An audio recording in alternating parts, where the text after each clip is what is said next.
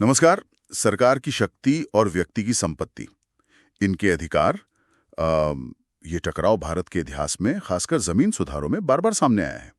आज हम ऐसे ही एक बहुत अहम मोड़ पर बात करेंगे, एक राज्य सरकार की जमींदारी खत्म करने की कोशिश और फिर उसे मिली अदालत में चुनौती। हमारे सामने है सुप्रीम कोर्ट का 1953 का एक बेहद जरूरी फैसला, केसी गजपति नारायण देव बनाम ओडिशा राज्य। इसमें ओडिशा स्टेट्स एबोलिशन एक्ट 1952 उसको चुनौती दी गई थी।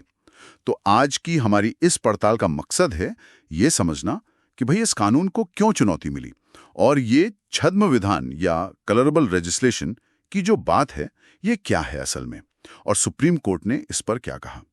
चलिए इस गुत्थी को आज सुलझाते हैं। तो ये जो ओडिशा कानून था, इसका मकसद तो साफ था कि जमींदार जैसे जो बिचौलिए थे उन्हें हटाना, ताकि किसान सीधे राज्य के संपर्क में आए। इसके तहत जमींदारों की जमीनें थीं, जंगल, खदानें, यहां तक कि उनके दफ्तर वाली कुछ इमारतें भी सब राज्य को मिल जानी थी।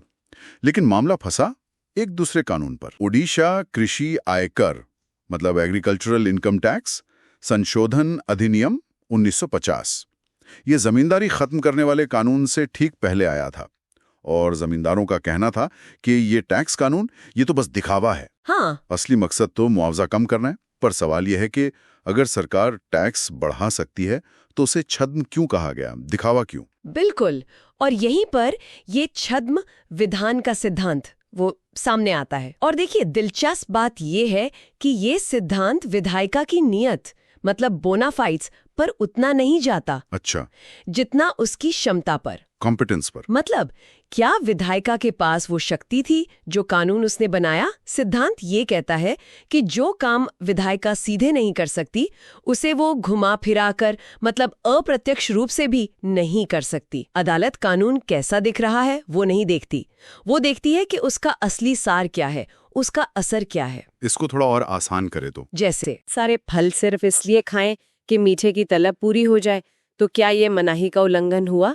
अदालत देखेगी कि फल खाना उसकी शक्ति के दायरे में है या नहीं। छद्म विधान तब लगता है जब विधायिका अपनी शक्ति का इस्तेमाल करके ऐसा कानून बनाए जो ऊपर से तो ठीक लगे पर असल में वो किसी ऐसे विषय पर हो जिस पर कानून बनाने की शक्ति उसके पास है ही नहीं। अच्छा, तो मतलब ये नहीं कि सरकार की नियत बुरी नहीं हो सकती, पर अदालत सिर्फ नियत के आधार पर कानून रद्द नहीं करेगी अगर वो शक्ति के दायरे में है। हाँ बिल्कुल। जमींदारों का तो यही तर्क था कि कृषि आय कर इतना ज्यादा बढ़ा दिया, कुछ मामलों में तो करीब 78% तक, कि ये सिर्फ इसलिए था ताकि कागज पर उनके आमदनी कम दिखे और सरकार को कम मुआवजा देना पड़े। बिल्कुल। सुप्रीम कोर्ट ने यही पॉइंट देखा।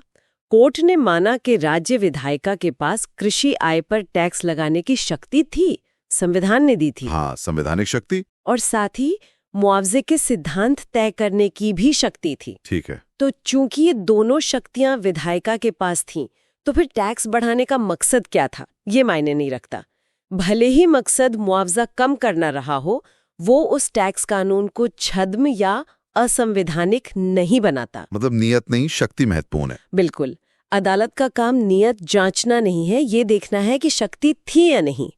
और ये बिहार वाले मामले से अलग था जिसका जमींदारों ने उदाहरण दिया था। हाँ, वो बिहार भूमि सुधार वाला मामला। हाँ, वहां मुआवजा कम करने के लिए जो कटौतियां की थी ना, उनका कोई असली आधार ही नहीं था, वो काल्पनिक थी।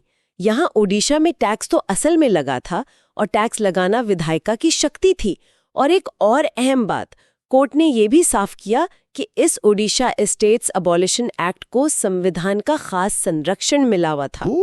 कौन सा? अनुच्छेद 31(4) और 31(a) का, क्योंकि ये बिल संविधान लागू होने के टाइम पे पेंडिंग था और इसे राष्ट्रपति की मंजूरी मिली थी।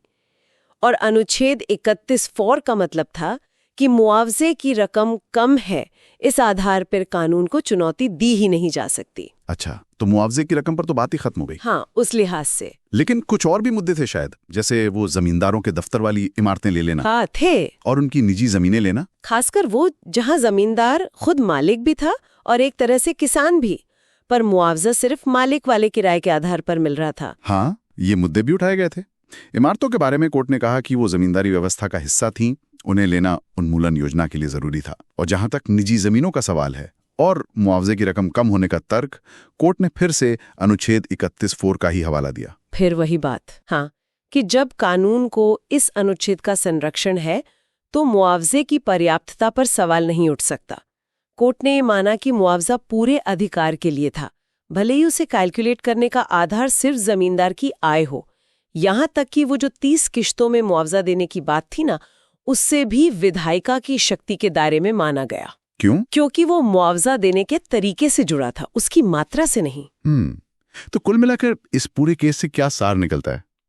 यही कि कोई कानून सिर्फ इसलिए छद्म या दिखावटी नहीं हो जाता क्योंकि उसका नतीजा किसी को पसंद नहीं या सरकार की नीयत पर शक हो रहा है। सही बात है। जब तक विधायिका अपनी शक्तियों के दायरे में है तब तक कानून वैध है।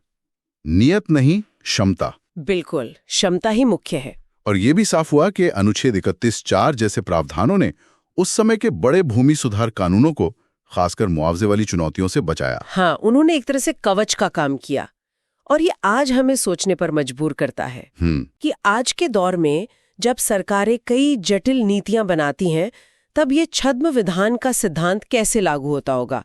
क्या ऐसा मुमकिन है कि विधायिका अपनी किसी एक शक्ति का इस्तेमाल करते हुए परोक्ष रूप से कोई ऐसा लक्ष्य हासिल कर ले जिससे अगर सीधे करने की कोशिश करती तो शायद वो संवैधानिक जांच में फंस जाता? हाँ, ये वाकई एक विचार करने वाला सवाल।